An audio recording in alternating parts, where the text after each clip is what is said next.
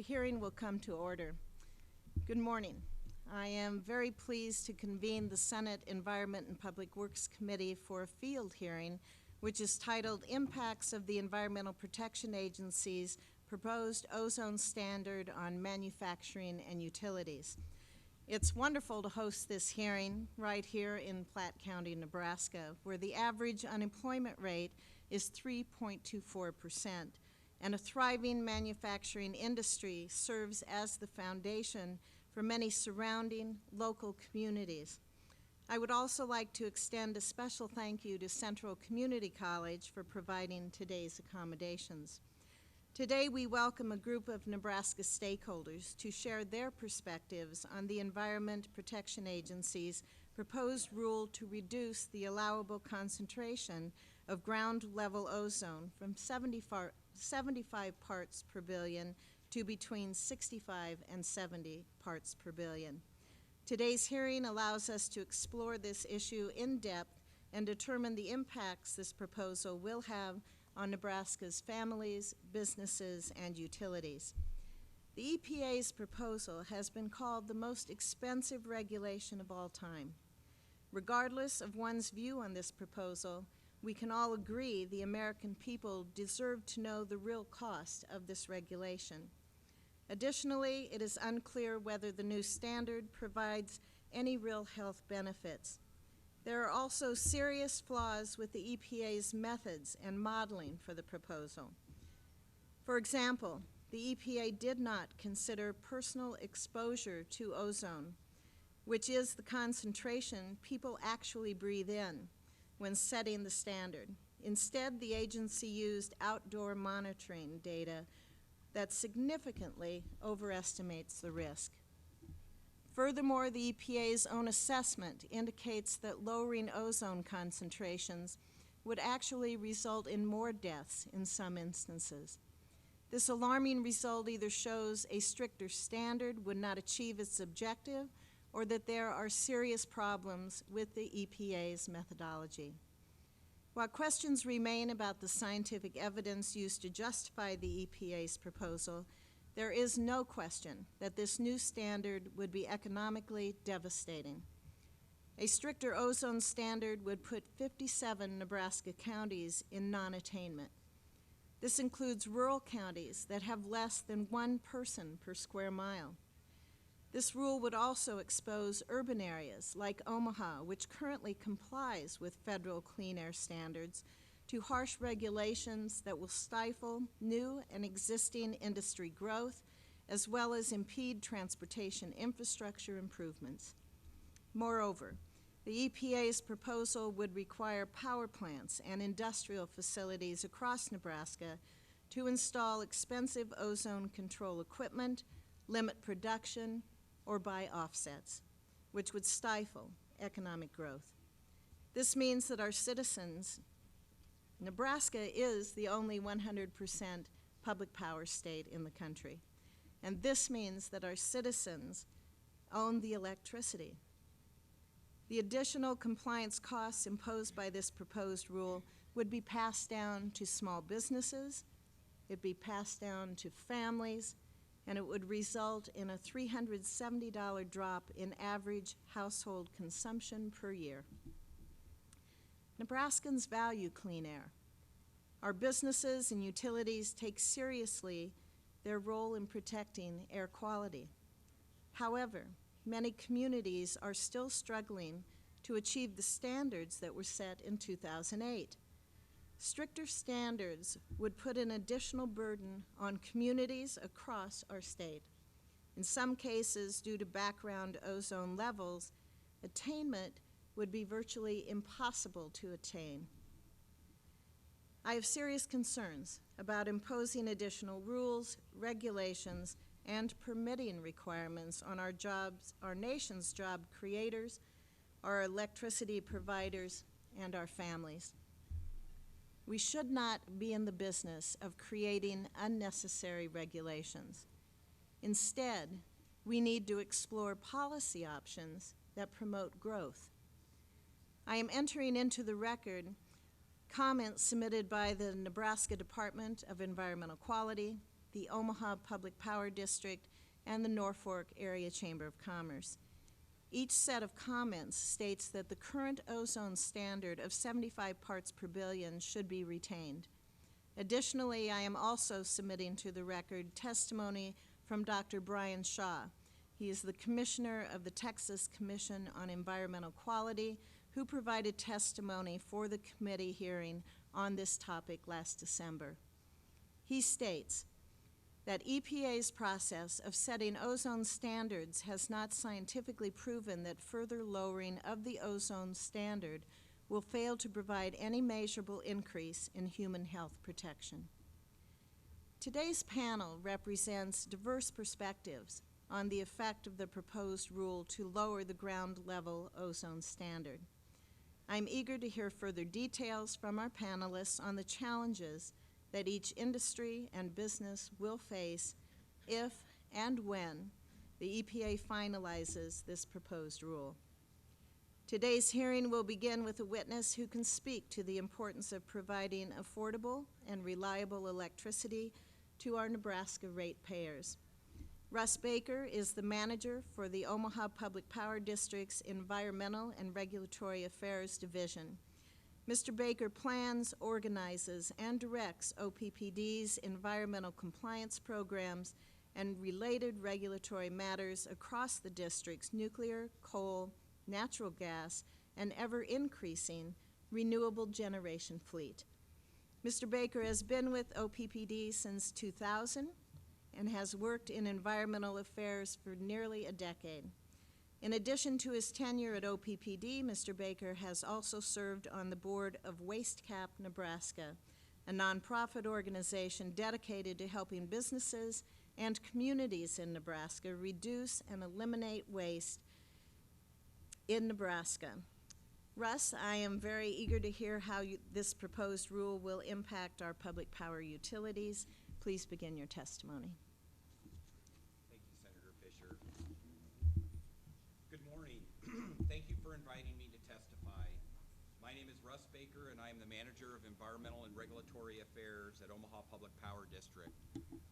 I am here testifying today on behalf of the Nebraska Power Association. I would like to take this opportunity to commend you for your hard work and the support of our association members throughout the state of Nebraska. We stand ready to continue to work with you to maintain and improve Nebraskans' access to affordable, reliable, and environmentally sensitive electric power.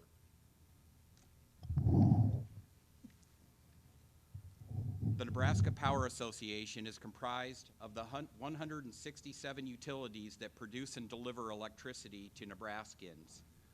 We are a voluntary organization representing all segments of Nebraska's power industry, municipalities, public power districts, public power and irrigation districts, and cooperatives, which are engaged in generation, transmission, and distribution of electricity within our state. Nebraska is the only state in the U.S. where every home and business is served by a publicly controlled utility. Publicly owned utilities exist to serve customers. There are no stockholders and thus no profit motive. Public power electric prices do not include a profit. Nebraskans' utilities focus exclusively on keeping electric rates low and customer service high. Today I will discuss the Nebraska Power Association's view of the EPA's proposal to update the air quality standards for ground level ozone. On November 25th of 2014, the EPA proposed to strengthen the national ambient air quality standards for ground level ozone. EPA is proposing to update both the primary ozone standard to protect public health and the secondary standard to protect the public welfare. Both standards would be an 8-hour standard set within a range of 65 to 70 parts per billion. Ozone is a pollutant that has respiratory health effects in humans and also impairs plant growth and damages crops.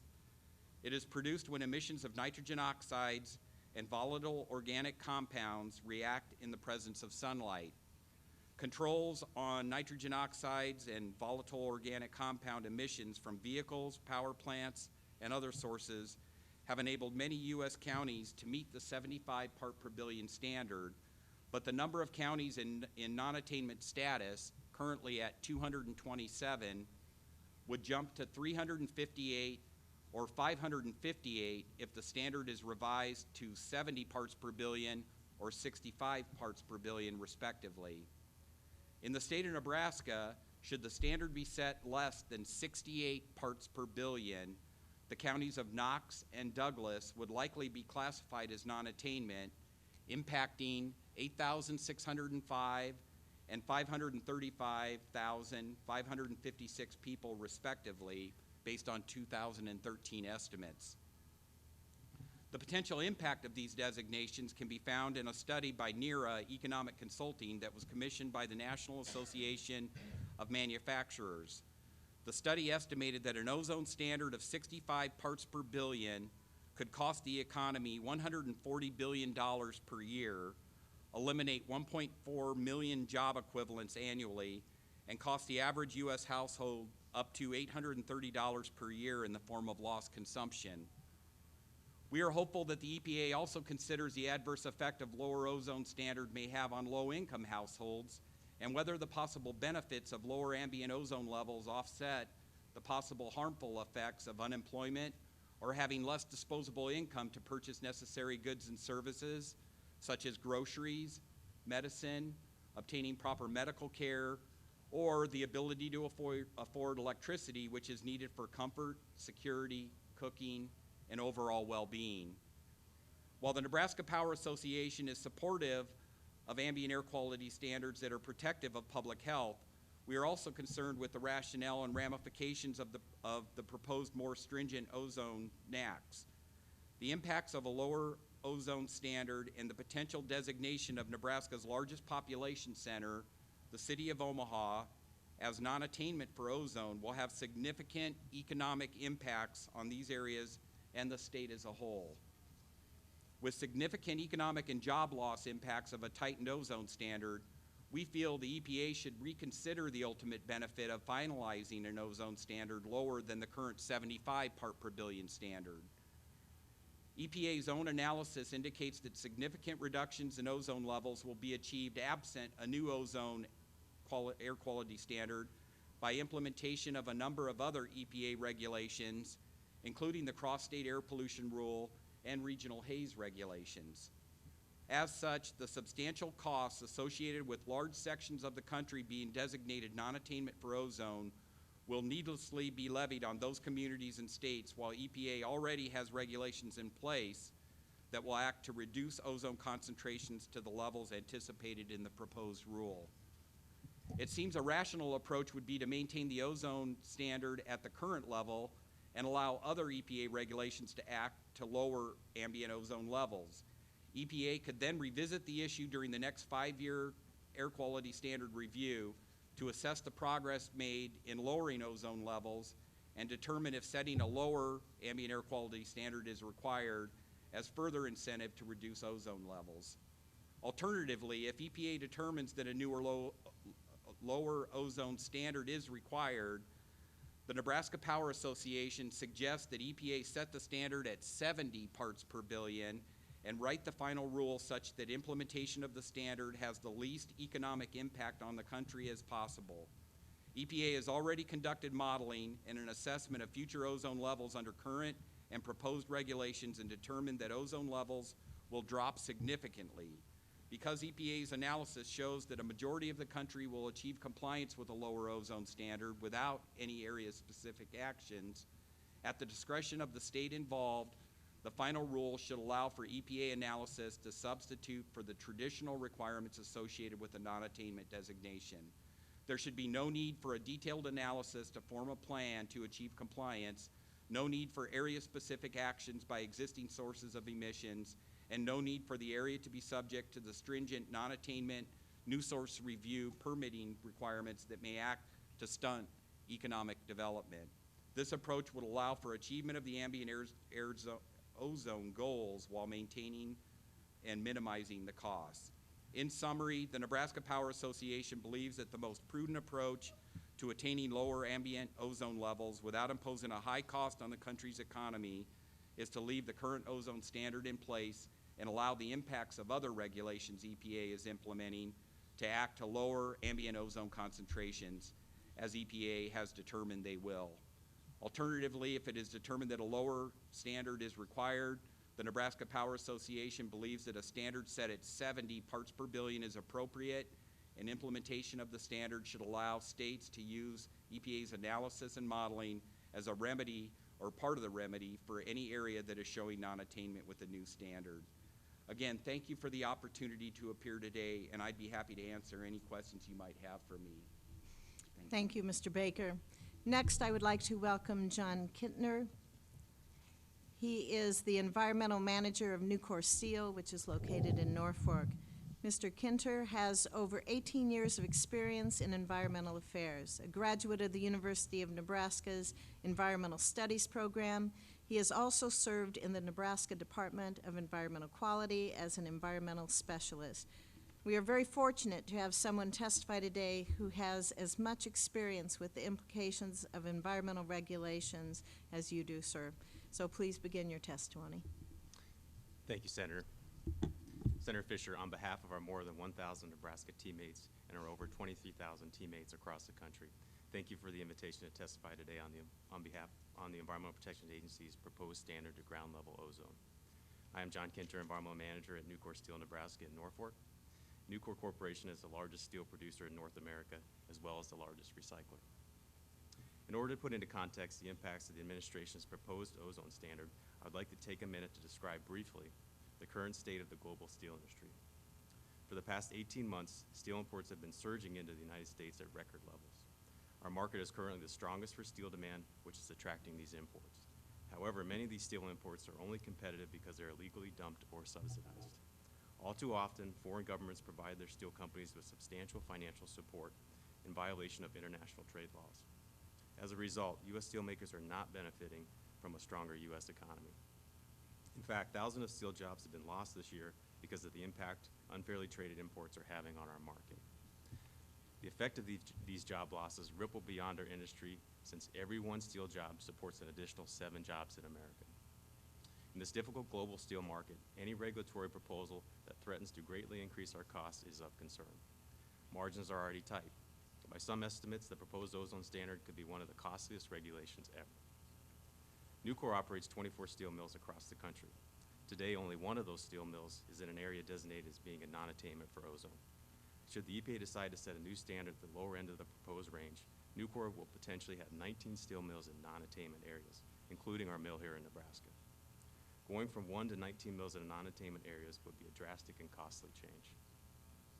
Lowering the ozone standard to 65 or even 70 parts per billion will make it difficult to expand or build new industrial facilities. Companies wanting to build or expand will be faced with an expensive permitting process and forced to install costly emission reduction controls. The EPA has even acknowledged that existing technology will not be sufficient to achieve the level reduction it is proposing. This puts companies in a difficult spot. We are being asked to make significant emission reductions, but the technology to achieve them does not exist. Increased costs for emission control technology would not be the only hit to our bottom line. Nucor would also face increased energy prices as energy producers pass along their compliance costs onto their customers. Energy represents 20% or more of the cost of making a ton of steel. As I've already mentioned, steel companies compete against foreign steel makers that receive subsidies from their governments, including energy subsidies. To remain competitive, the steel industry needs affordable, reliable energy. The proposed ozone standard will make an already difficult competitive environment for American steelmakers that much worse. The proposed rule will also hurt economic development for communities in Nebraska and around the country. Lowering the ozone standard will reduce investment, especially for the manufacturing sector, which provides high-wage jobs. The timing couldn't be worse. Low energy prices make the U.S. an attractive place for manufacturing, but reducing the ozone standard will make building new facilities much less likely. Nothing drives up business investment faster than uncertainty. Nucor believes the 2008 ozone standard of 75 parts per billion should be fully implemented and the environmental and health benefits measured before considering lowering the standard again. EPA data shows the ozone precursor emissions have been cut in half during the last 10 years. Full implementation of the 2008 standard will result in additional emission reductions. Based on these facts, we believe it is unnecessary to lower the ozone standard at this time. The U.S. is the one economic bright spot globally right now. Let's not jeopardize this position by moving ahead hastily to implement a new ozone standard before we even fully implemented the previous one. Thank you. Thank you. Next, we have Dr. David Corbin, Professor Emeritus of Health Education and Public Health at the University of Nebraska in Omaha. He is a fellow of the American School Health Association, as well as the representative of the affiliate governing council to the American Public Health Association from the Public Health Association of Nebraska. I would note that, as is customary for Senate Environment and Public Works Committee hearings, we worked in a bipartisan manner to select witnesses. And I welcome Dr. Corbin to begin your testimony when you are ready. Nice to have you here. Thank you for the opportunity to present before you today. As you heard, I'm Dr. David Corbin from University of Nebraska at Omaha, and you already heard my other credentials. My testimony will be both professional and personal, since I also suffer from asthma. Since the main focus of this hearing is the impact of ozone standards on manufacturing industry, electric utilities, and other stakeholders, I would first like to draw attention to another public health issue that I worked on to protect the public's health. The issue was the creation of smokeless environments, including bars and restaurants. Many business owners testified about how they would go out of business if the law passed. The law did pass, business flourished, and health improved. In short, what is good for health is good for business. The Wellness Councils of America, founded right here in Nebraska, is one of the nation's largest and most respected organizations for promoting healthy work sites. They believe that the workplace is an ideal setting to address employee health and well-being. They also believe, as does any health-related organization, that prevention is better and less expensive than treatment. A reduced ground-level ozone standard is a known method of prevention. The American Public Health Association and the American Lung Association are two of the countless health-related organizations that support a health protective standard for ozone. The stronger ozone standard will prevent deaths, hospital admissions, asthma attacks, and days missed at work and school. It is society's duty to protect the most vulnerable, of which I am included by virtue of being an older adult, having asthma, and being a person who desires to exercise outdoors. Other vulnerable groups are children, people with lung and cardiovascular conditions, and even healthy adults who work in the outdoors.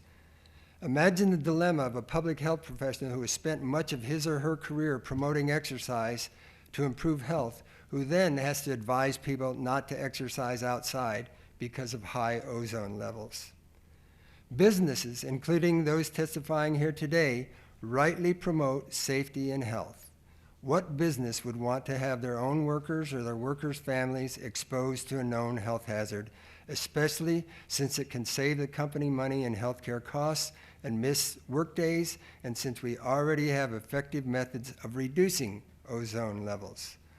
Nebraska is blessed with an abundant wind and solar resources that, when exploited, can help to keep ozone levels low and produce energy without adding more carbon dioxide to the atmosphere.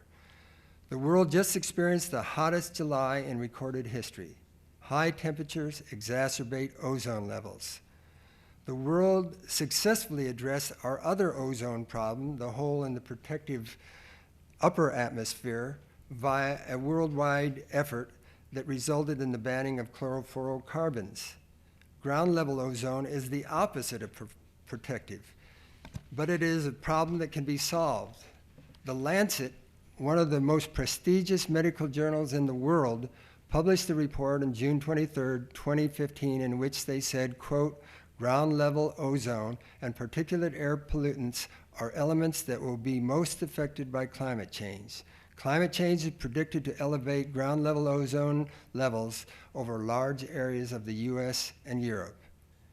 If the threat to human health isn't enough, the very heart of our Nebraska agricultural economy is threatened by ground-level ozone.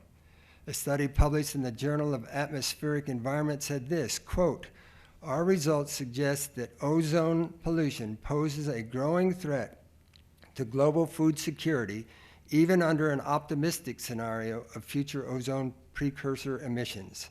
Further efforts to reduce surface ozone concentration thus provide an excellent opportunity to increase global grain yields, end quote.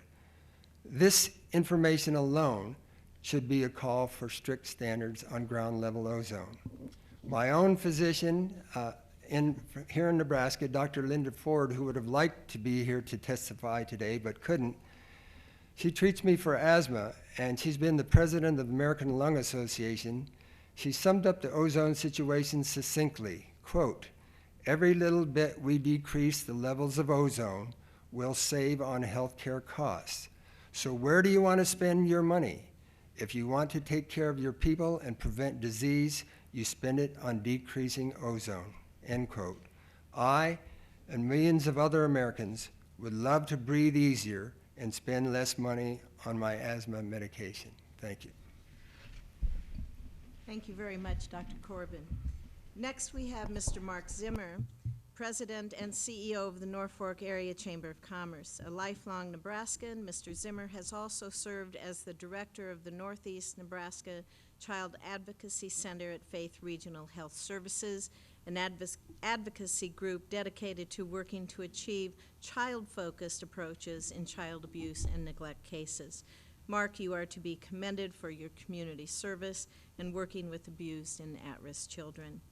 Prior to being selected as the Chamber's new president, Mr. Zimmer served on the organization's board of directors.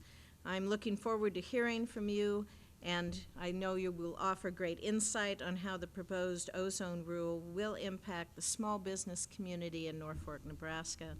When you are ready, please begin. Thank you. Is it working? No.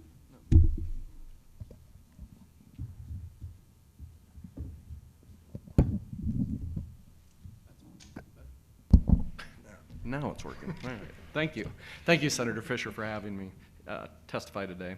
I'm Mark Zimmer, President and CEO of the Norfolk Area Chamber of Commerce, representing our 650 businesses, in which Nucor is one, and we're deeply concerned about the harmful impact of the EPA's recent proposed rule to make ozone standards more stringent could have on a struggling economy. Ozone standards at the levels considered in EPA's proposal could push virtually the entire country into non-attainment, where local communities face burdens in attracting and keeping commercial and industrial activity, not only vital to creating jobs, but also to providing tax revenue that supports important local services like public safety and education. We all value clean air. The managers and employees of the companies we represent, as well as their families, we all breathe the same air. We are proud that the emissions of ozone-forming emissions have been cut in half since 1980, leading to a 33% drop in ozone concentrations. Moreover, EPA just updated these ozone standards just 6 years ago. This country can expect to see even greater reductions in ground-level ozone as states make up lost ground in putting the current standards into effect. Indeed, states are currently committing substantial resources, both in time and money, towards achieving emission reductions under those current ozone standards. Yet despite over 3 decades of cleaner air, and before states can catch up with the EPA's delays on implementing existing ozone standards, EPA is now proposing a new stringent standard between 70 and 65 parts per billion. In some areas, this proposed range is out or near the level of background ozone that is naturally occurring or internationally transported, pushing even remote counties far from industrial activities into non-attainment. According to EPA's own data, even the pristine Grand Canyon and Yellowstone National Park would fail proposed ozone standards. In finalized, EPA's proposed stringent ozone standards could limit business expansion in nearly every populated region of the United States and impair the ability of U.S. companies to create new jobs. The Clean Air Act carries even stiffer consequences for non-attainment areas, directly impacting economic vitality of local communities and making it difficult to attract and develop business. Increased costs associated with restrictive and expensive permits requirements would likely deter companies from setting new facilities in non-attainment areas. We cannot stand by and allow our economy to be collateral damage as a result of more unnecessary and unfunded regulations. Non-attainment designations will have profound impact on infrastructure development vital to the business community. Beginning 1 year from the date of non-attainment designation, federally supported highway and transit projects cannot proceed in non-attainment areas unless the state can demonstrate that the project will cause no increased ozone emissions.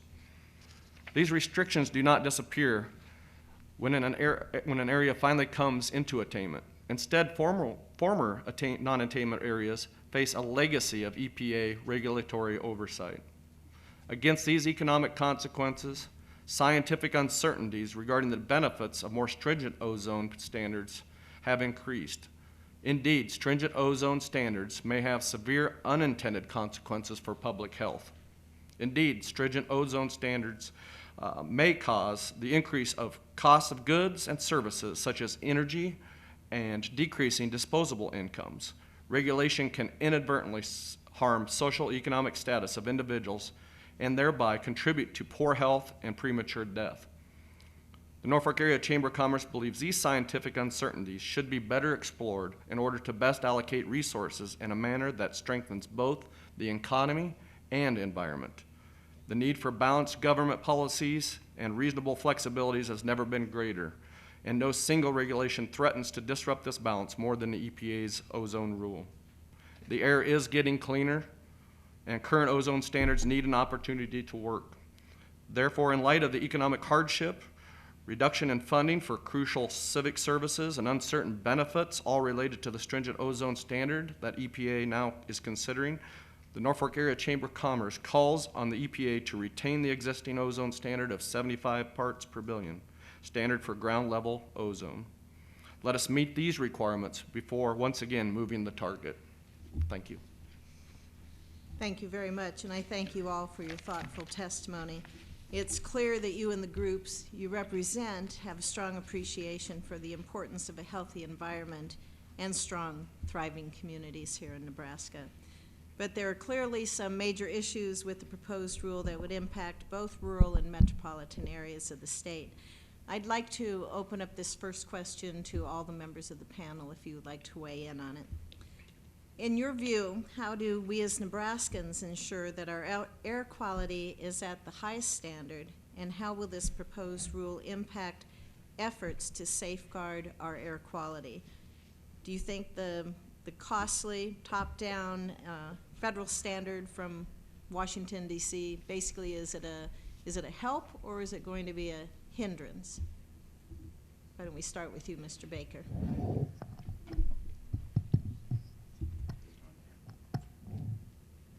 Thank you, Senator Fischer, for that question.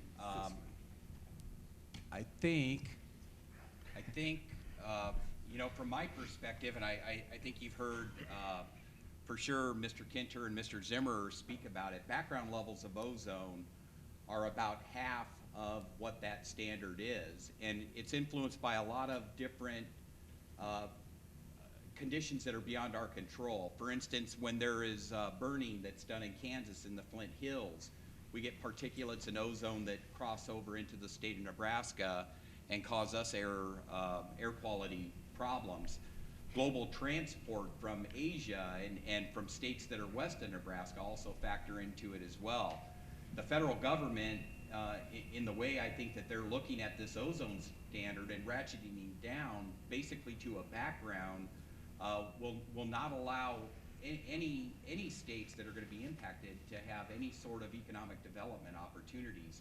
I think as you heard Mr. Kinter talking, and I would wholeheartedly agree from a utility perspective, we're getting to the point right now where there is not a technology that's available that you can deploy to reduce the kinds of emissions that EPA is calling for. So it really is, it is a hindrance, and it's almost like we're at the law of diminishing returns on lowering a standard down to a level that's almost immeasurable.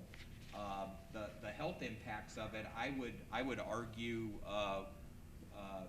to some of Dr. Corbin's points that he's making, are hard to measure. We don't have absolute data that shows a direct cause and impact. It's extrapolated across a whole population of a country and not looked at specifically on a county or city basis. The lowering of that standard, I think, is a hindrance to our nation and to our communities as a whole. That would be my perspective. If I can follow up with you on that, you mentioned the fires in the Flint Hills of Kansas, and then you talked about states west of us and even overseas. We're seeing millions of acres burn west of us, and we've all seen the effect on the red sky in morning and night that we see all across the state. You know, I've traveled all across the state this month. I can tell you that every part of Nebraska has been affected by those fires to the west of us. Is there anything in the proposed rules that would take that into account, that would allow for flexibility for a natural occurring event that we as a state have absolutely no control over when they're measuring the parts per billion on this, or is it just strict and we would be in non-containment, and then how do we get out of non-containment? Well, thank you, Senator, for that question. There are provisions that they speak about in the regulation where a state would be able to more or less make a plea to EPA to say we've got certain conditions that are existing that are beyond the control that you can that you should take into account. But the fact of the matter is there are no real definitive boundaries on what they can do. It's subjective and up to the interpretation of EPA and the agreement of EPA on whatever evidence or whatever sort of information that you bring forward from a state. That's the way that I understand that. It's not as definitive as what is stated in the regulation. So there are provisions to do that. I would say most, at least from a utility perspective, you would probably view that as maybe being a little skeptical of how they would interpret that and maybe apply that given the plethora of other regulations that we're facing in the utility industry for sure, and I'm sure some of the other, if not all the other industries in the state of Nebraska. Okay, thank you. Mr. Kinter. Yes, thank you. Mr. Baker hit on a lot of good points that I would just echo. For Nucor, no one will disagree that we want to live and prosper in a healthy community and have clean air. What Nucor is concerned about is the uncertainty. And when we're talking about specifically ground level ozone and looking at a 65, 70, or keeping it at 75, there's uncertainty with that. We just don't know where this thing's going to eventually go. And to Mr. Baker's point about what's happening that's out of our control in Kansas, how is that really going to impact us when that could be a huge impact on raising the background levels, which again tightens it even more for us. The permitting process that's already in place is effective. We believe the 75 parts per billion number is the right number right now. We're making significant progress to getting to that point, and would challenge anybody to question the quality that we have here in Nebraska, specifically on our air quality. The other point is that on the regulatory burden side is that we have to stay competitive.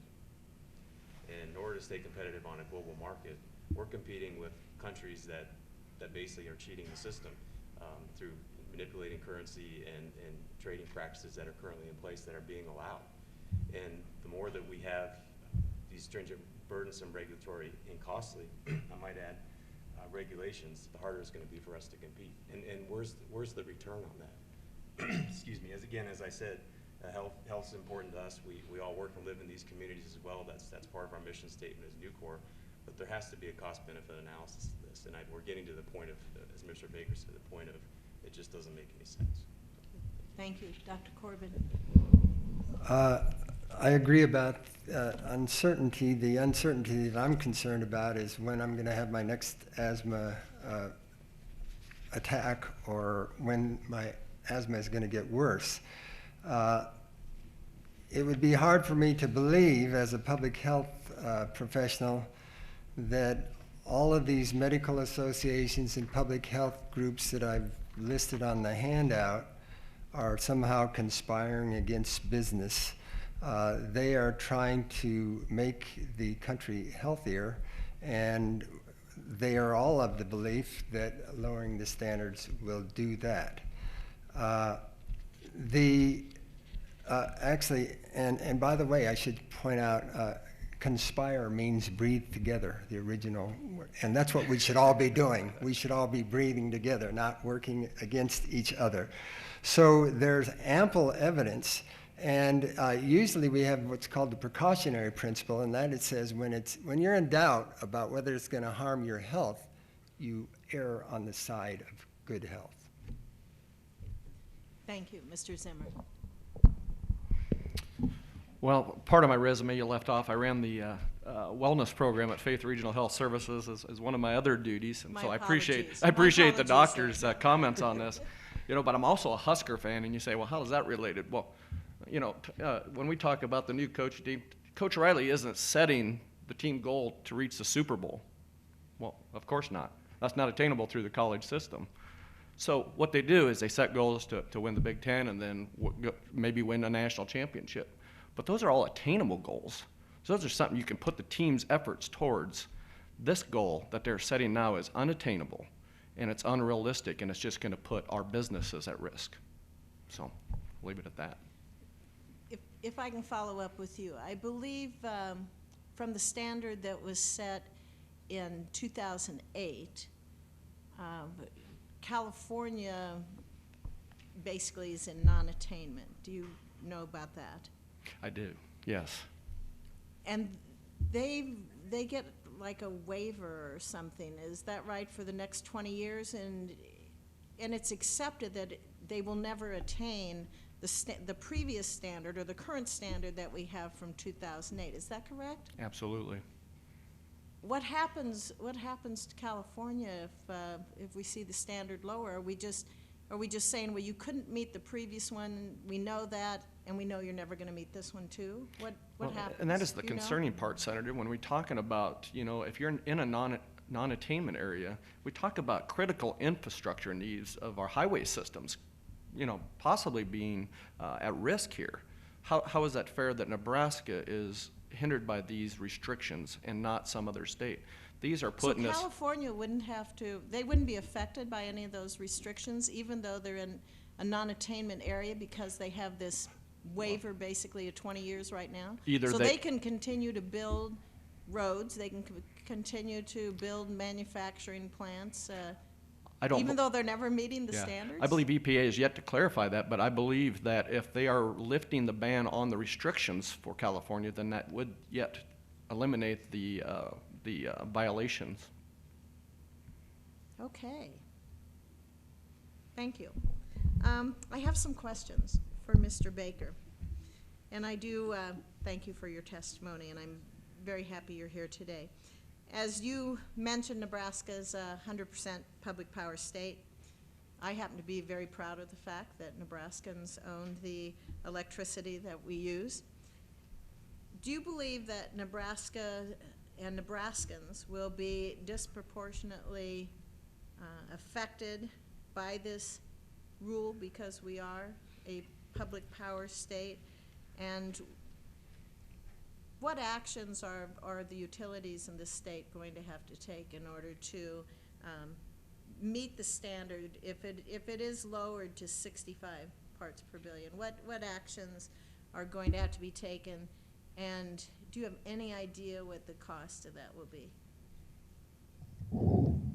Thank you for that question, Senator. As a public power entity, I don't know that it would be fair to say that public power in and of itself would be singled out or have a disproportionate impact. I would go back to some of my testimony that says we have no profit margin that's built into our rate structure. So any and all costs on this regulation and the myriad of other regulations are a direct pass-through to our customer owners because of that. You might be able to draw a conclusion and say, as public power entities without a profit margin, it's a direct impact to our customer owners. So in that way you could, but I don't know that the rule. So basically every Nebraskan is going to be paying more for electricity. They will pay whatever those utilities that are representing them need to spend more money in order to be in compliance with this particular rule. It will directly impact that bottom line. To some of your other questions on that, you know, logically, and as we've talked about before, you know, when you're facing a regulation and with something with ozone, they're looking at nitrogen oxides. I think it would be reasonable to assume that EPA is looking for any industries, in particular though electric generating companies and those facilities, to put in technologies that would control nitrogen oxides. I would say in most cases, almost all of the utilities in the state of Nebraska have deployed technologies to remedy that. We have put in catalytic reduction units, you know, much like a catalyst on a car, you know, to control the emissions on many of our big units. We also deploy what they call low nitrogen oxide burners and technologies that do some things to reduce nitrogen oxides that way as well. Again, we're getting to a point where there wouldn't be much more that we could really do. I would also caution and bring to the forefront that half of the ozone that we're measuring comes from natural background. Of the half that's remaining, it's only a fractional part that's really coming from industry. The large majority of that remaining fraction is coming from transportation.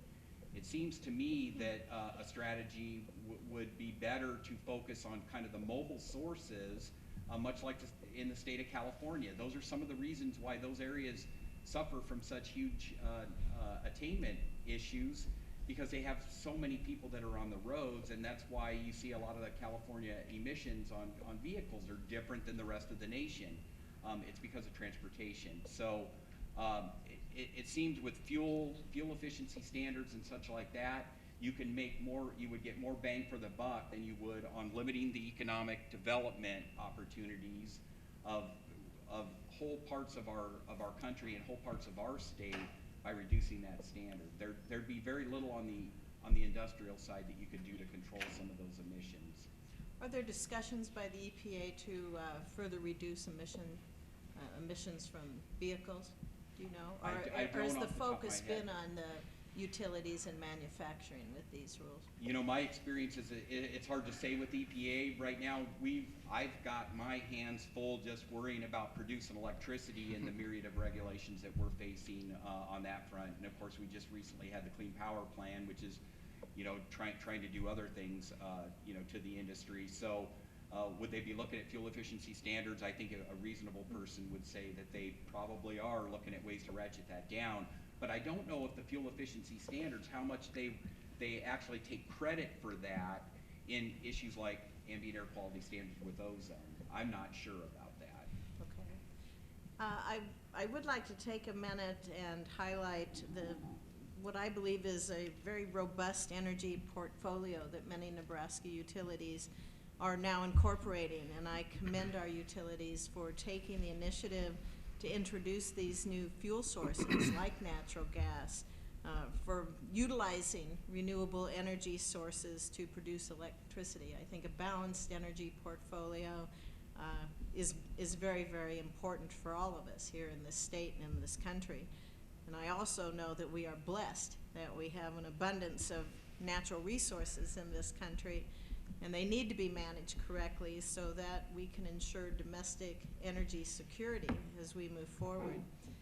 Mr. Baker, I would ask if you can describe more about the impact that these proposed standards, and if you want to throw in other EP regulations, that would be fine, would have on our energy reliability, and what are the potential costs that utilities face. You know, we, as senators, we always hear about regulations and most of the time the negative impact that they have on Nebraska families. So I would ask your opinion on that. Thank you, Senator. I appreciate that question and that perspective. You know, reliability, as I stated in my opening remarks, is you know, is critical to the success of utilities in the state of Nebraska. We want reliable, affordable, and environmentally sensitive electric generation for our customer owners. Reliability, I would say, would be impacted in some ways, and it should be no surprise, I think, to you, that you know, the EPA has a concerted effort to try and reduce the dependence of coal-fired generation in the United States. The regulations, an objective observer would say there is a whole-scale effort to try and limit the amount of electricity that's produced by that fuel source. A reduced ozone standard could have, when measured with all the other regulations that we're facing, have the impact of reducing our ability to generate electricity using coal. That added to all the other, you know, the cross-state air pollution rule, the Clean Power Plan, limitations that we have on coal ash and where we can bury it and what we need to do with it and how we need to measure on that, and issues on water discharges and thermal issues, and just the entire, you know, the entire list of different regulations that we face really limit our ability to produce coal. Two of the utilities in the state of Nebraska have nuclear in their portfolios. Omaha Public Power District does, Nebraska Public Power District does. We're very proud to have that zero carbon producing generation in our portfolios, and many utilities have begun adding a lot of renewables into the mix as well. If you diminish the amount of coal-fired generation that we have, and owing to our proximity to mines where we have very affordable transportation rates to use that coal and to generate electricity in a very clean manner with proven technologies, to capture some of these contaminants, what you're left with are a lot more renewables, right? The Clean Power Plan is really pushing to bring more renewables into portfolios. That's the tie into the reliability piece, because the renewables aren't there all the time. Solar's not there at night. Wind doesn't blow in July in the state of Nebraska or in many parts of the country when it's very, very hot. So what do you do when you can't produce baseload generation using our tried and true and clean coal-fired generation, and you have limited access to nuclear in these days? You have nothing left. You have some natural gas, which we have in the state of Nebraska, but we need a huge amount of infrastructure build out to bring a lot of natural gas, unlike maybe the state of Texas. So that is where you would have the unreliability aspect, because you would need to have some baseload generation to supply electricity when the sun's not shining and when the wind's not blowing, and absent having a build out of natural gas or fossil reserves that you can rely on. That I think would be the tie into the reliability. Statewide, could you tell me how much of our portfolio for electricity is the percentage it would be reliant upon our coal-fired plants? I've heard 2/3. Is that I think it's somewhere a little more than 50% right now in its current state, but you may or may not be familiar, like at Omaha Public Power District last year, our board of directors made an announcement. We're retiring 3 of the units, 3 of the 5 units that we have at our North Omaha power plant. It wasn't a direct result of the Clean Power Plan. It wasn't a direct result of the mercury and air toxic standard. It wasn't a direct result of the cross-state air pollution rule. I'm just naming a couple, 2 or 3 right now as an example.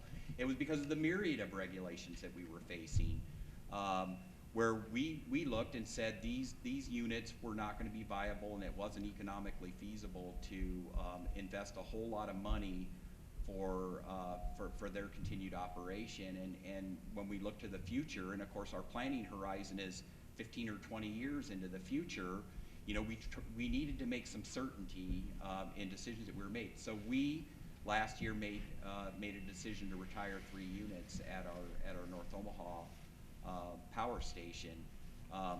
That will have a consequence of improving, on an air quality emission profile. There will be less air emissions coming from those units because they will no longer be in operation.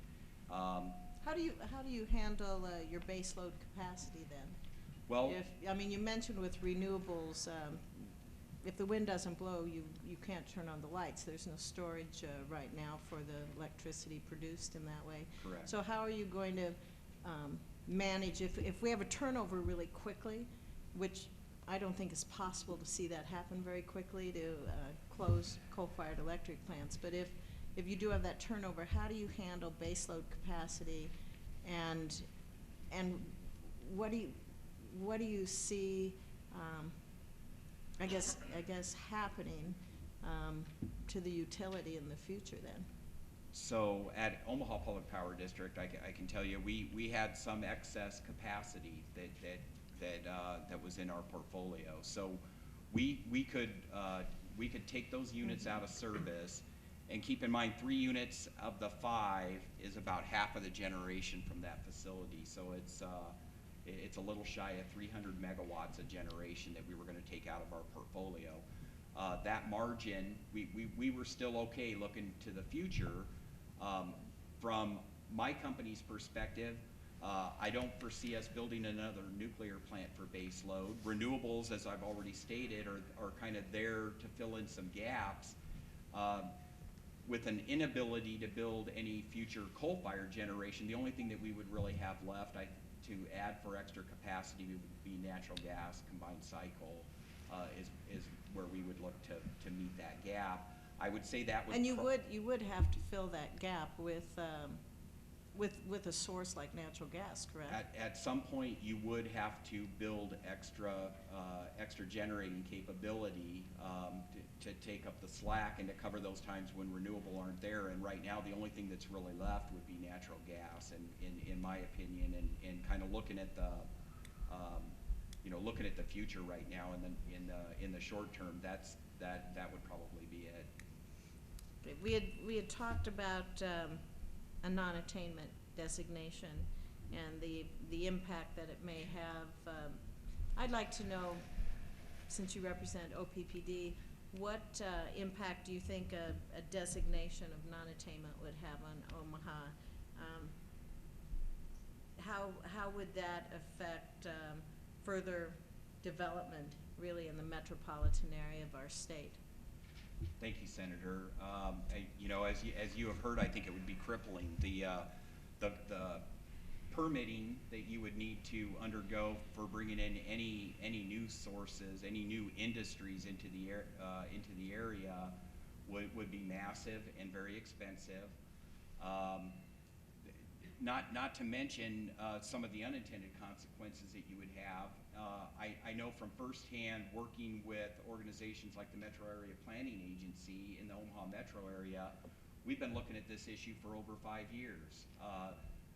Omaha Public Power District, the state of Nebraska, and really even the state of Iowa, because this isn't, it would affect Omaha for sure, and Douglas County and some of the surrounding counties. It would also affect Iowa, so the Iowa Department of Natural Resources has been involved.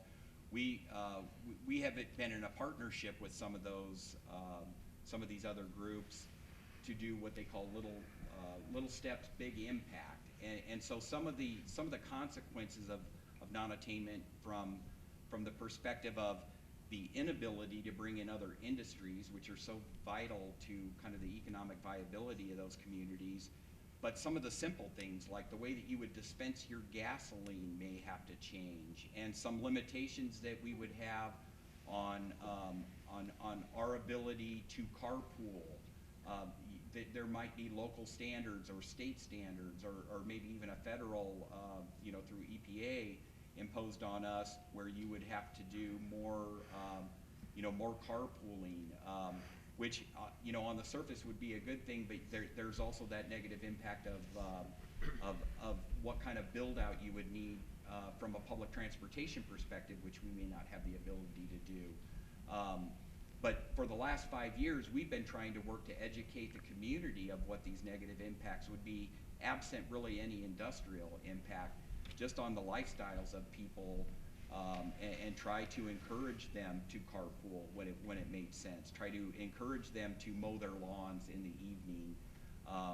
There are a lot of unintended consequences of setting that standard too low, which at this point, depending on where that level is, could really impact could impact individuals and families in the community in very negative ways. Okay. Thank you very much for answering my questions. I appreciate it. Next, Mr. Kinter, you're up. Here we go. You mentioned the very difficult global environment that we're seeing with our steel companies now. I guess I'd like you to expand on that a little bit and really how that's going to affect Nucor specifically, if you could, and how you're going to deal with your competition. Okay. First off, Nucor is never afraid of a fight as long as it's on a level playing field. I've toured your plant, so you tough people. And that's what we talk about a lot, is that we're not afraid to compete as long as it's on a level playing field. Exactly. So I would start off with that and say that, again, to what we have here in America versus is the air quality in different parts of the world is completely different. And when we're asked to continue to operate and be permitted under such regulatory burden, it's hard for us to compete. Again, not saying that the rules and regulations and the permits that are in place are the right thing. We do agree we need to operate in a healthy and safe manner. But in order to stay competitive with the markets right now, and some of this, understand, is outside of the scope of EPA. It has to do with the trading issues that, of course, we've talked publicly a lot about, and I'm sure you're aware of as well. Just to put it in perspective, and Mr. Baker did a great job of covering it as well, but our second largest input to making steel is energy. We are the largest buyer of electricity in the state of Nebraska. So as you can imagine, our power bill is significant the way it is already. Our estimates are looking at 20 to 30% increase in electrical costs, specifically to this rule. And that's on, not to mention the greenhouse gas rules and the clean power rule and the things that are coming along the pipeline there as well. So to put it in perspective, we have 24 operating steel mills in this country, millions just for us specifically here in Nebraska, but you multiply it by all of our other plants. Again, when our margins are so tight, as I mentioned in our testimony, that millions of dollars equates to less profit and less success for the company. And of course, we have a number of shareholders and folks that we need to continue to be profitable, or we aren't going to be. And there's numerous examples of steel companies today, right now, that are shutting down because they're no longer profitable and successful. So we definitely have concerns with that. In regards to the renewable discussion, I would just add that for Nucor, we have many customers that are in the renewable business as well, so we are supportive of that under two circumstances. One, it needs to be reliable, and it also needs to be economical. Those are the two things that we should be looking at when we're looking at renewables. And right now, because of coal and where it is, specifically for Nebraska, that's a huge base load for us. And we are concerned about, as we move more into the renewable energy business, where's the reliability going to be, and then, of course, the cost associated with it. Can you tell me the difference in how you produce steel as a company here in the United States and compare it to how steel is produced overseas, and what you can tell us about the environmental impact on both of those cycles? Sure. Nucor, 100% of the steel that Nucor makes is with the electric arc furnace technology, so we use a lot of electricity. How does that work? We use electricity to basically create an arc in our furnace, which melts the steel at approximately 300 degrees Fahrenheit. That's the electric arc furnace technology. Nucor basically invented that, and it started in Europe in the early 60s, and Nucor kind of took that and expanded upon it significantly. We now produce almost 20 million tons of steel here in the United States, all using electric arc furnace technology. In doing so, our greenhouse gas emissions are a third to two-thirds less than what you would call an integrated facility, which uses the natural iron ore out of the ground to produce steel. So significantly much more energy intensive process, because you're taking it from the ground to produce the steel, where a lot of the process has already happened when we take the scrap and melt it with electricity. So environmentally, our impact is much less. Obviously, we're recycling a product that otherwise would end up in a landfill, and that's a success story on the scrap side as well, because there's still many countries that don't have a way of recycling scrap. We have that here. We have a great network of scrap handlers and dealerships throughout the country that scrap has become a great example of how recycling should work. I mean, we've always said we were green before green was really cool, you know, because we've been doing it since the 1960s. Good. Your comment that the proposed rule will hurt economic development, and you said reduce investment in communities in Nebraska, that's disturbing to hear. Can you talk about how the manufacturing sector typically grows around one of your steel mills, and do you see additional facilities develop around your steel mill? What about jobs? You know, just the effect on a local area with say, one of your 24 plants. Sure. With every one steel job, 7 more are created in the community. And when you look at various partners that we have specifically in Norfolk, we have a number of facilities and industries that have grown around Nucor and buying various pieces of steel or supplying us with inputs that we need for making steel. One thing to point out, and we focused a little bit on Omaha and the concerns there, but one thing to consider is we would consider Norfolk to be in a rural part of the state, more or less. And when it comes to ozone and how we're going to get to the levels EPA is proposing, it's through 2 ways. It's through offsets, and it's through technology. You said the technology's not there to reach the proposed rules. Did I hear that correctly in your opening? For the steelmaking electric arc business, the SCR technologies that Mr. Baker talked about are out there. We've yet to find somebody that can put an SCR system on an electric arc furnace. As you've seen the facility before, that'd be very challenging to do that. It's not there yet. Could it be there in 10 to 20 years? Possibly. Offsets is the way that Nucor would have to go, and looking at a rural community, where do we get the offsets from? There isn't a whole lot of heavy manufacturing, although we're proud of our manufacturing heritage that we have in Norfolk. There are some, but when you look at Nucor and what we do and where we would need to get those offsets, technology isn't there yet, and there really isn't offsets for us to grow. So to your point about growing in Norfolk and bringing in more business, quite honestly, the last thing from an environmental perspective we would probably want to do right now is try to attract somebody that produces a lot of NOx and volatile organic compound emissions in Norfolk, because that would keep us from growing. Do you, under the proposed rule, do you have to find an offset in a local community within a certain radius? You said the offsets aren't available in Norfolk. Can you look elsewhere? Can you look anywhere in the state? Can you look in other states? Or is it specific to a region that you're located in? I don't know the answer. There is some flexibility in that. Again, it's how it's interpreted and how even the state of Nebraska would look at that, and how the different areas are set up when the non-attainment actually comes into place. And again, speaking to the uncertainty about the 65 versus 70, that's a big difference. 70 versus 65.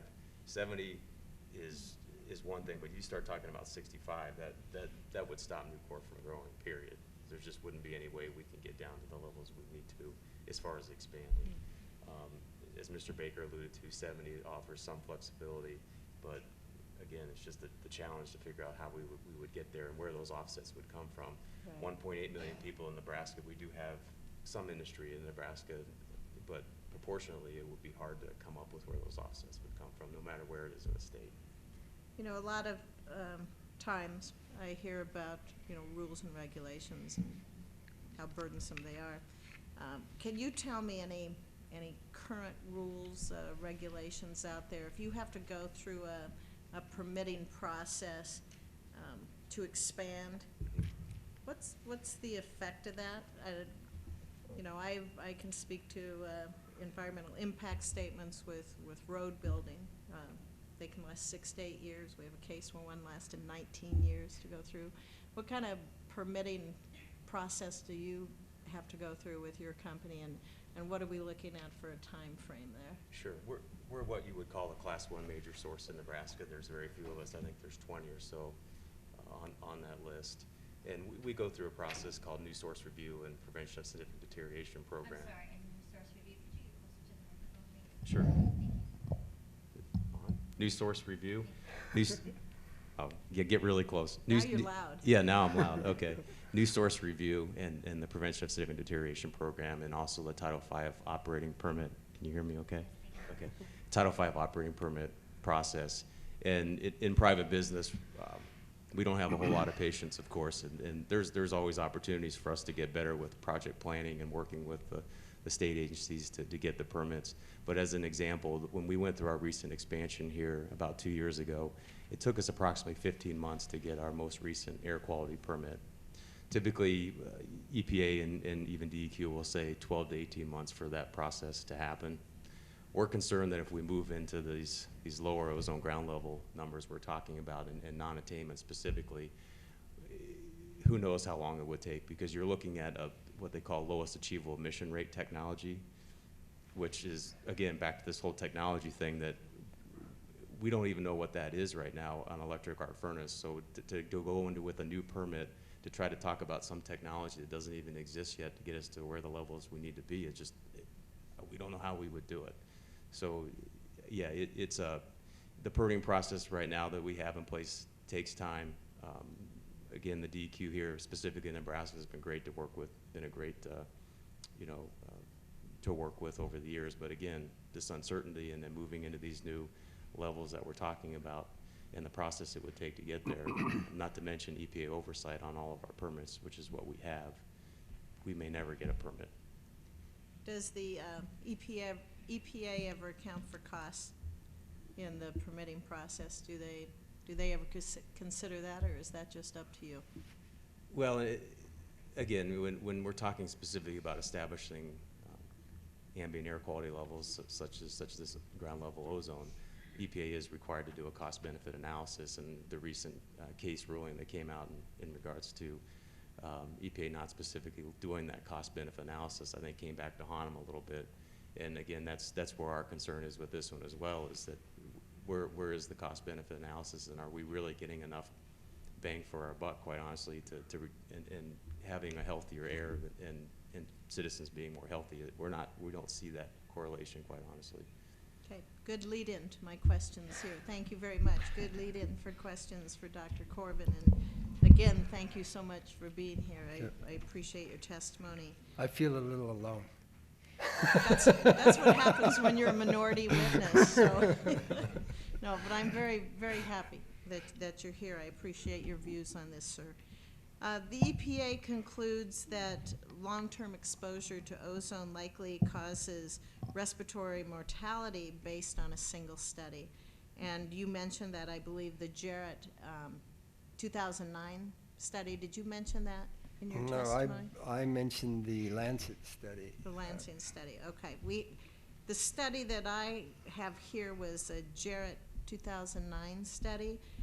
And that study found that there was an association between long-term ozone exposure and mortality caused by respiratory diseases, but not in Southern California, where the highest ozone concentrations in the country occur. That didn't make any sense for me.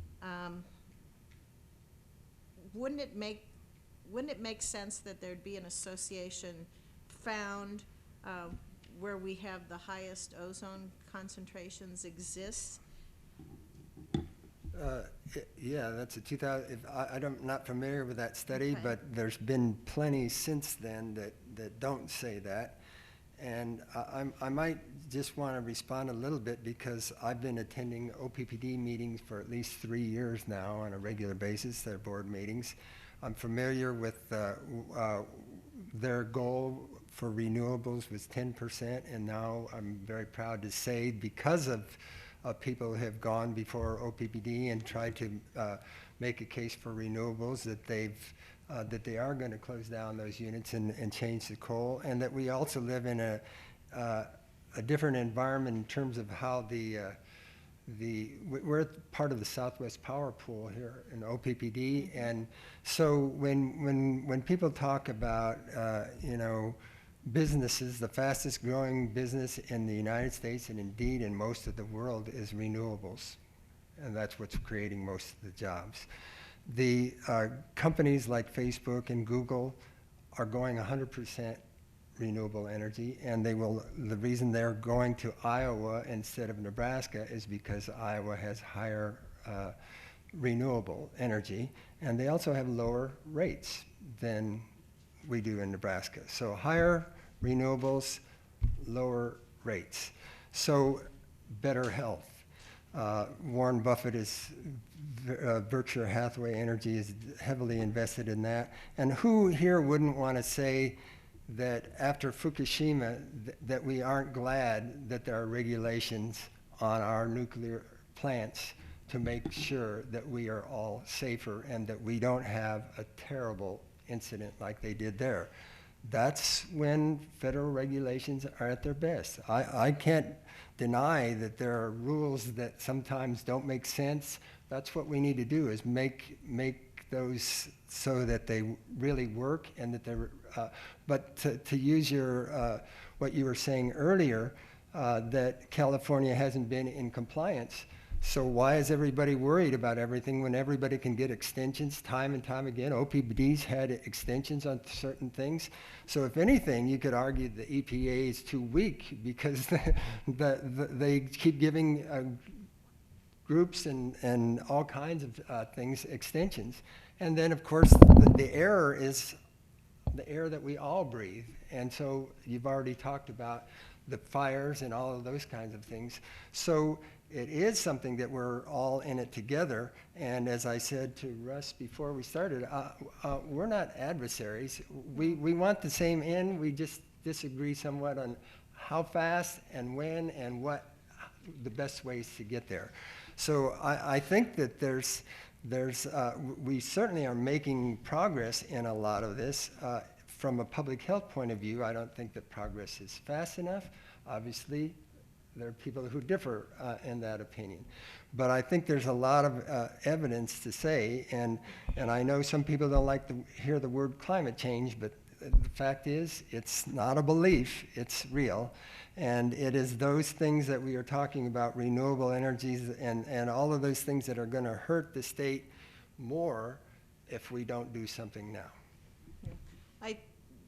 I've been looking at the Clean Power Plan regulations that have been finalized, and you mentioned Iowa, and perhaps Nebraska has lost some business opportunities here in the state because of the less expensive energy, electricity in Iowa. Iowa joins Nebraska as being one of the 10 biggest losers under the Clean Power Plan. And in Nebraska, I always say that that means that the people of Nebraska are the losers because we do have public power in this state. But in Iowa, I'm just amazed, and I'm off topic here, I fully admit that, but I am amazed that they would be listed under this Clean Power Plan as one of the 10 biggest losers because of their wind development. And it just, to me, it shows how bizarre some of these rules and regulations are that come out because they don't get credit for that. So being a Nebraskan, I'm kind of hopeful that we're going to see businesses come to the state of Nebraska for our less expensive electricity because Iowa doesn't get any credit for the development that they have. So, I mean, that's one time when I would agree that where the rules don't make sense bizarre. when you don't get credit for what you've already done. No, I do fully agree with you.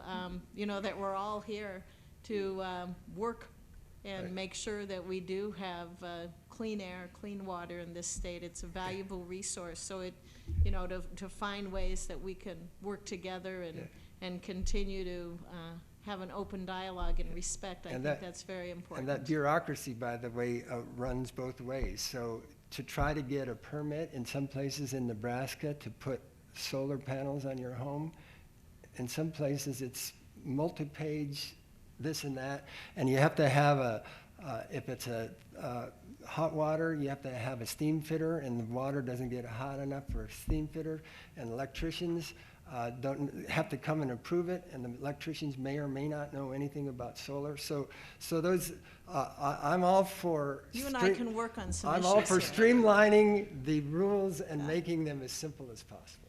No, I agree, and you know, with wind development now and the siting and the building of transmission lines, there's a lot of my neighbors and friends who are upset about the process there. So there's always challenges. Yes. There's always challenges that we're And, going and to public going to health, I mean, face. when aren't they? I mean, did the Yeah. automobile industry say, please let us put seatbelts and airbags in the cars? That's nothing more that we would rather do.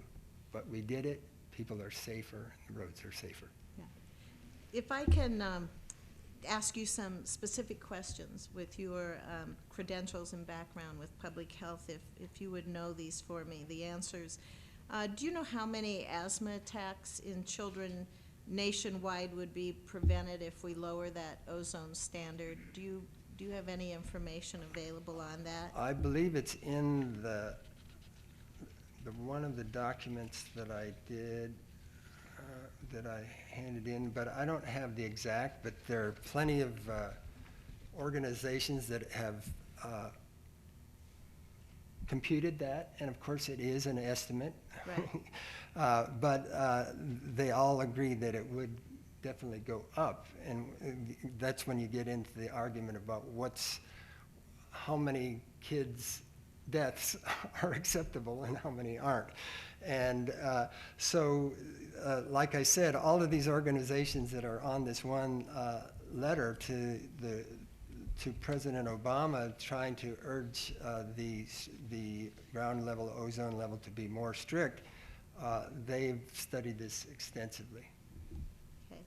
And do you know how many studies were done and that the EPA looked at between the association between the ozone and asthma symptoms when they did their integrated science assessment? Do you know how many studies they looked at on I that? do not. I would, again, put most of mine, the most respected one that I've seen that's come out, it's a very extensive report, and it not all about ozone, but that's the Lancet report, which came out this year in June.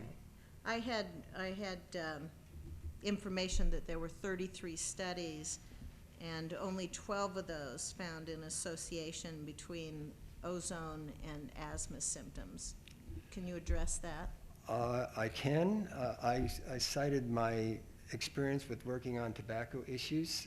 We heard the same thing. How do you know it's tobacco that's causing cancer and not the air pollution and the mold in your house and all of those kinds of things? It is complicated, but there's no evidence that I know of that says adding ozone will make your asthma better. It won't make everybody's worse, but it will make a lot of people's worse. Okay. I just wanted to point that out for the record, that in the 33 studies, there were 12 that found an association between the ozone and asthma symptoms. And this was from the EPA with their integrated science assessment. Remember that ozone goes with the other pollutants that are coming from some of those same sources. So Right. they go together. Right. Well, thank you so much. Appreciate you being Thank you. here today. Mr. Zimmer, again, I thank you for your testimony on federal regulations and the impact that they have on businesses and how they affect growth, economic growth in our communities, which in turn affects all of our families here in the state of Nebraska. I know that local businesses work hard to provide their communities with jobs. They have public service support, and of course, everyone tries hard to protect the environment. It's a priority for all of us. You mentioned in your testimony that the ozone standards considered in the EPA's proposal would impose real and immediate hardships to the American worker. Can you tell me what you mean by that? Absolutely, and I think my colleagues to my right also mentioned these in their statements, but just talking about the capital investment needed for companies to come into compliance, great companies like Nucor Steel, they have to invest capital in these projects where in fact they could be invested in increasing their goods and services and increasing their market to create jobs that will put more taxes in our communities, tax dollars in our communities to pay for those community service programs that help enhance the lives of our neighbors. So this obviously you believe then that this proposal would have a really a large ripple effect then throughout a local community and the workers that live there? Absolutely. You know, when we're talking about a large tax base, you know, those taxes are very divvied up amongst many programs and services. But some of those expenses will have to come out of the state burden for these types of regulations. Will trickle down to the city, and in that case, programs will have to be cut, services will have to be cut. And, you know, I would hate to be at the city council chambers when I have to decide which one of those programs is more important than the other. And so I think that's where I look at it from a city perspective as well, is we need to do this in a balanced approach. And I understand the doctor here, and I was going to give him a hug when he wasn't feeling loved, but, you know, we have to do it with balance. And that's what I asked for. We can't have EPA acting as its own form of government. It is an agency to be controlled by, you know, by the people. And when I hear, you know, 14 state governors wrote in a letter with concerns that, you know, bring us to the table when we're discussing this. Help us help you get to where the doctor wants to be. You know, that's what we want. We just want balance. We can't have one without the other. So to be successful, we have to work together.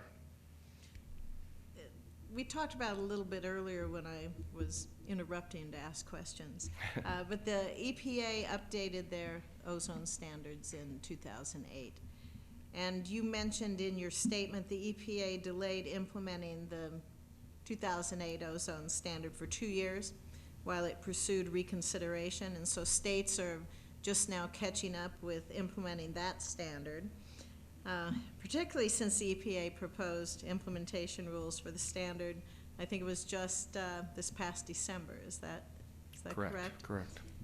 Now the EPA is proposing new ozone standards that are going to overlap those 2008 standards. So how does the delay in implementation challenge local communities, local businesses, when they're tasked with putting together a plan in order to meet the new standards coming when they're still working on the old ones? Where does that put businesses? Right. Well, the bad part about presenting last is John pretty much answered that question.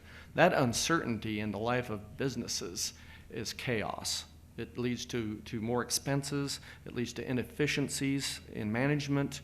And obviously that does have a ripple effect. And I think the states are experiencing the same thing, and that's why the governors are so concerned about it.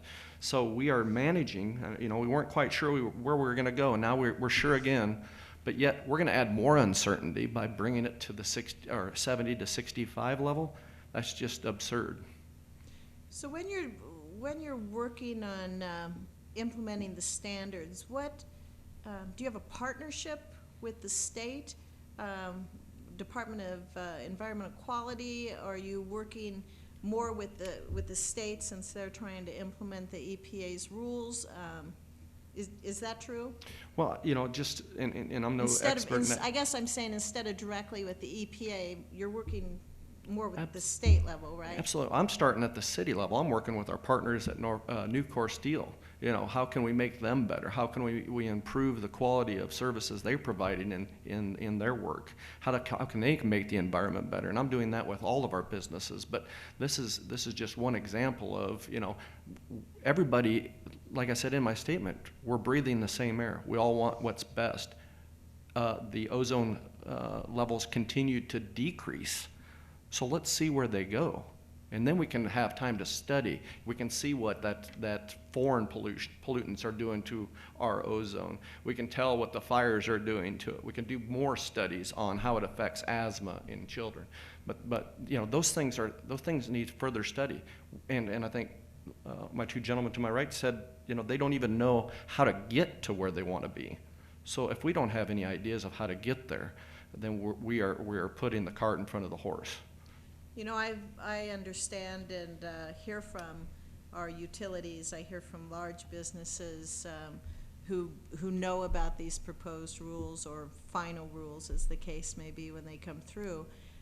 What about our Main Street businesses, our smaller businesses, that truly are, I believe, the lifeblood of our communities around this state, from Omaha to Valentine. It's our local folks that are, working hard.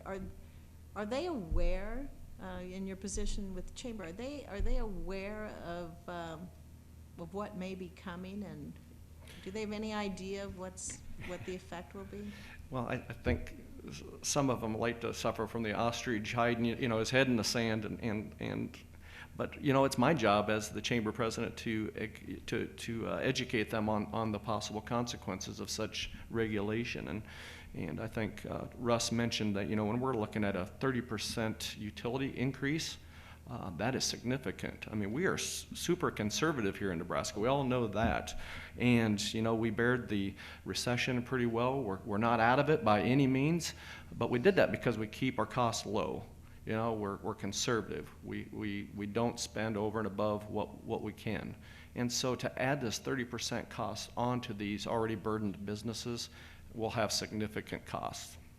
And we had talked earlier if an area has to go into a non-attainment classification and is then able to reach attainment, what's the process there that the EPA follows? Is there a certain number of restrictions that have to be in place for a designated time period, or is it just lifted and growth can continue? You can continue building roads. How does that work, and what's the time period from the non-attainment to attainment to being able to grow again? But the time period is unclear, other than what I've mentioned as far as how it affects our roads and infrastructure that way. But once an area comes into attainment, they have to put in a plan of action with the state, through the state, and then through the federal government to stay and remain in that action or in that attainment area. And that can be significant because what they're going to be looking at is new businesses, new industry coming in there that are going to have ozone emissions. And to be honest, even if you go back from out of attainment to attainment, there are businesses like to be conservative as well. They like to have the facts and uncertainty about whether they could fall back into that area of compliance. Really is going to prohibit them from creating new businesses or growing in that particular area. And that's probably the scariest part is they're just not going to do it. And what's really scary is, I think to John's point, is they're going to do it in other countries.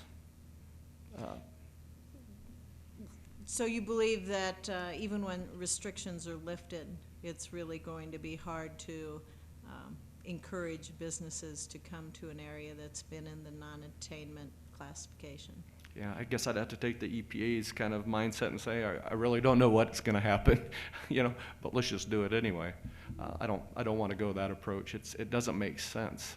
We have to know what the consequences are, how we're going to get there before we can put these restrictions in place. Okay, I'd like to ask you all just a couple questions here for closing. First of all, how do you view EPA regulations? And we've touched on this, but how do you view EPA regulations when we look at economic growth for our communities and for our state? If you have an opinion on what kind of impact they have, and we've touched on that somewhat, but I'd like to just hear any closing comments you may have on that.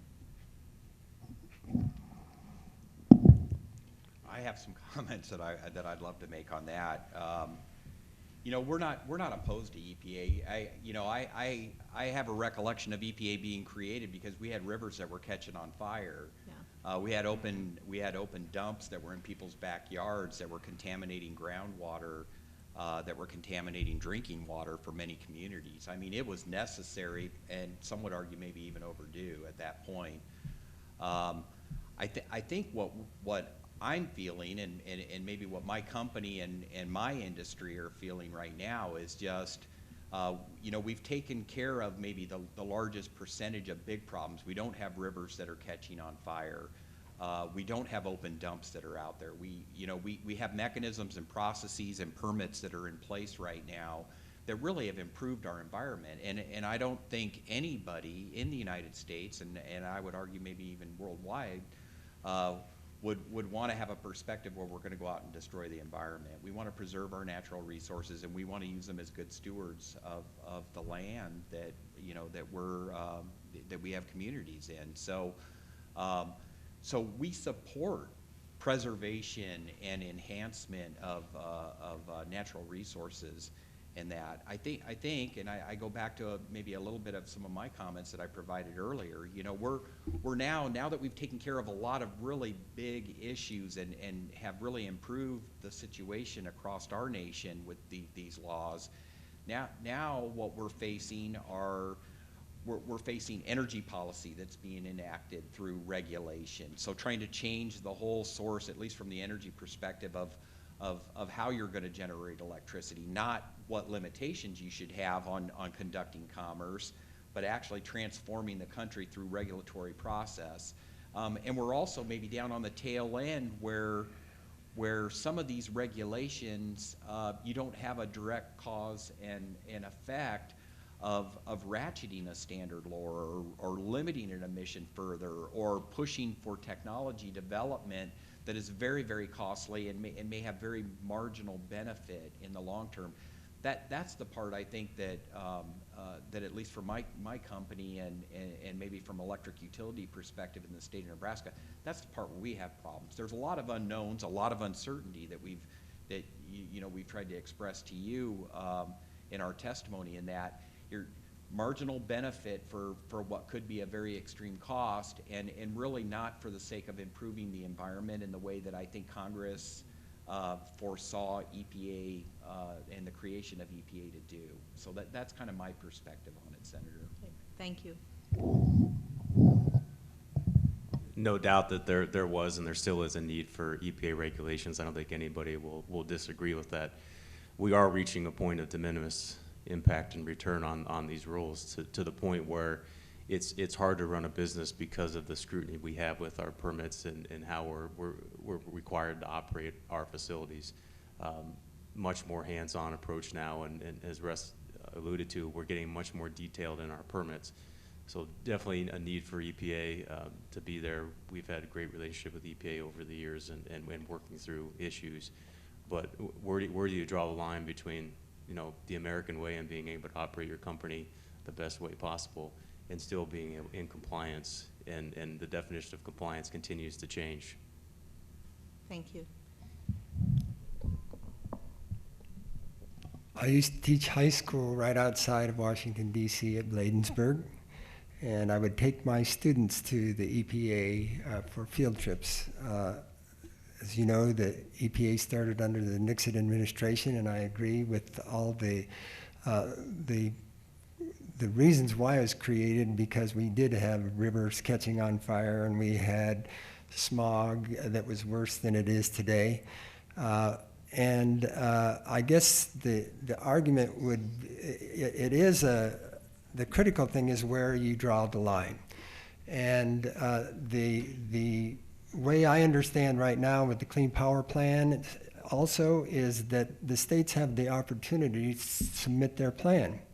I would encourage Nebraska to do that and to work with all the people to create that plan, not to let it go to the federal government and say, you're not going to create your own plan, so we're going to create it for you. That's exactly what people have been arguing against, yet the way I understand it too, we've filed a lawsuit saying it wasn't even a good thing to do. So the EPA is good. Like I've said before, there are times when any law, and the reason why we don't just have one session and then say, oh, well, all the laws are done, is because we try to improve upon them as time goes on. The question is, what is the improvement, and what side does it fall towards? And obviously, being in public health, I'm most interested in the the public, in preserving the public's health, which I think a lowering of the standard would do. Yes, EPA, it is a needed, it's needed here in the United States, and I believe that, you know, when we talk about that balance, and I've said that more than once today, that's what we're looking for. We're looking for, you know, with the economy and with our public health, and you know, I agree with the doctor here, but there are other health consequences if we're taking money out of families' pockets. We know what they are. They have higher rates of depression. They have higher rates of obesity. They don't receive appropriate medical care, and I can go on and on.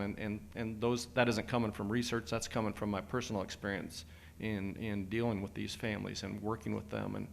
And so that's, I think, you don't always have to. I mean, you also have to balance economy with health, but you have to look at all aspects of health as well. So that's where I'd leave that.